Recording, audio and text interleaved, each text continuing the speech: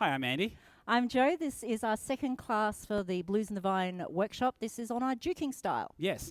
So we did a little bit of history stuff about the roots of blues, talking It's about an the African-American art form. Yeah, where it sort of really came out of the slavery, and then it sort of evolved through the various styles. And we talked about, work songs, and we talked about gospel, and then how that all slowly translated over time. Yeah. So it's an incredibly rich and beautiful art form, and we, as dancers, want to pay our respects to it and learn about it. Yeah. That's the best way that we can engage in this in a respectful and non-appropriative way. Yeah, I think that's super important to Yep. remember. So with that, we started with some little blues solo movements. yeah. So we first of call and all response.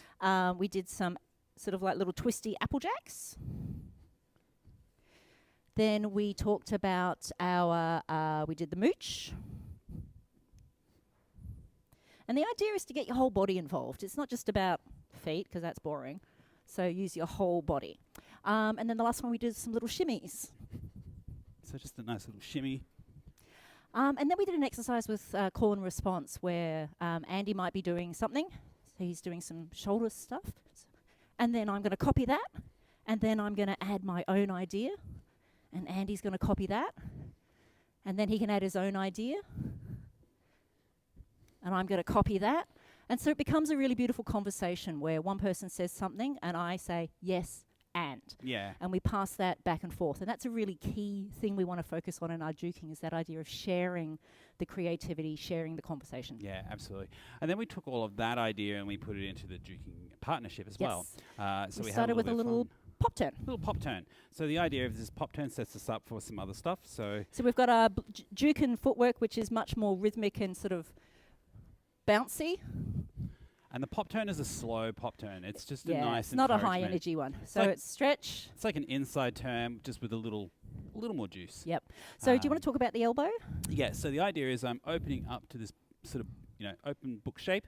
I remember to look at my partner as well. This actually really helps with the muscles through the neck and everything as well, and the engagement with the shoulder. And then as you open up, then you release with a nice little. You get to that stretch point and then pop, and that's your little turn there that you go through. Yeah.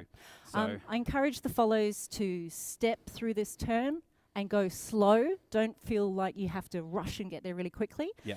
And stepping through is much better than pivoting for this turn, because if you're pivoting, there's a much higher chance of losing your balance. Yep. And I'm also not adding too much juice into it as well, so Don't it's need not it. firing No. through. Then we went with a little added extroversion. Yes. So we take this. This is that idea of yes and. So we keep this hand connected this time, and I'll do it from this angle so you can see.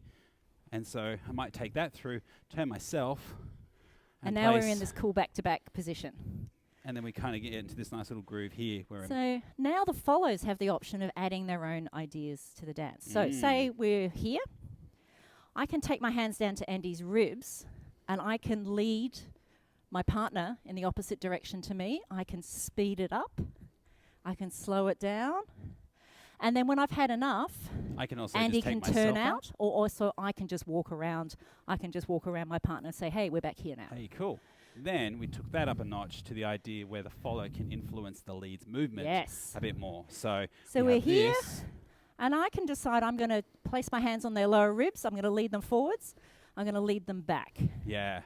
So this is really blurring the line between who's leading and who's following, and it is a true conversation where both partners are getting to speak. Yep. The little tip I gave for leads is that when your follow is bringing you back like that, assume that perhaps they're coming around, because I can feel Joe's arm moving around there. Yep. So either get the arm down or bring the arm up. If you put your elbow out, it's not going to work. Not a good idea. So just remembering where your arms are in position to all of that as well. Yeah. It's good follow technique. So through all of these moves, think about the music. The music is telling you how to move. And in this case, it's really janky, it's really rhythmic, it's really driving. So we want to get that feeling in our bodies, as opposed to that smooth feeling we had in the last class, which suits the ballroom and style of music. Cool. That's it. That's it. Awesome. We'll see you in a minute.